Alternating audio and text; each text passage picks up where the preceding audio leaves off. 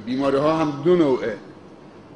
بعضی بیماری هایی که تو امید دارید شفا پیدا بکنید موقتا تو رمضان یکی دو روزی دامنگیرت میشه، 3-4 روزی روزتو میخورید با عذر و امید داری که بعد شفا پیدا بکنید. بعد از رمضان قضاش حالا 3 روز 4 روز هست میگیرید. اگر نگرفته سهلنگاری کردید تا رمضان بعدی وارد شد باید کفاره هم بدید، چون تأخیر کردید رمضان بعدی وارد شده، کفاره هم باید بدید. اما بعضی بیماری ها دیگه امید خوب شدن کسی نداره. یکی از این بیماری ها پیریه، پیری و ناتوانی دیگه، انسان ضعیف میشه، سست میشه.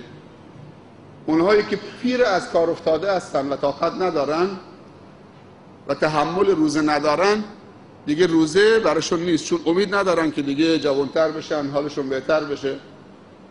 اینا کلا روز همون یک مد فدیه میدن. حالا 30 روز میتونن یک جا بدن، اول رمضان میتونن آخر رمضان بدن، مشکلی نداره.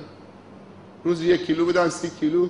یا بیماری های مزمنی مثل سرطان، مثل همین آسم، مثل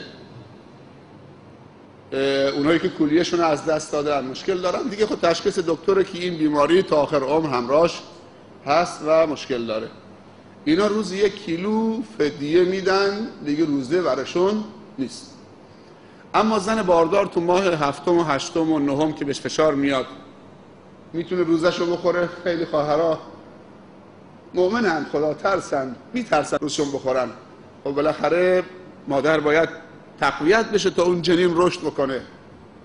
اسلام چه دینه وقتی تو نخ روزه میریم و آوانتاژ هایی که و رخصت هایی که اسلام میده به روزداران متناسب با توانش، با وضعیتش، با حالتش، مقیم، مسافر، مریض، سالم، چطوریه. اگر احساس کرد که داره ضعیف میشه، چه خودش چه تأثیر میذاره، وقتی خودش ضعیف شد بچه‌ش هم ضعیف میشه. این روزشو میخوره، فدیه میده.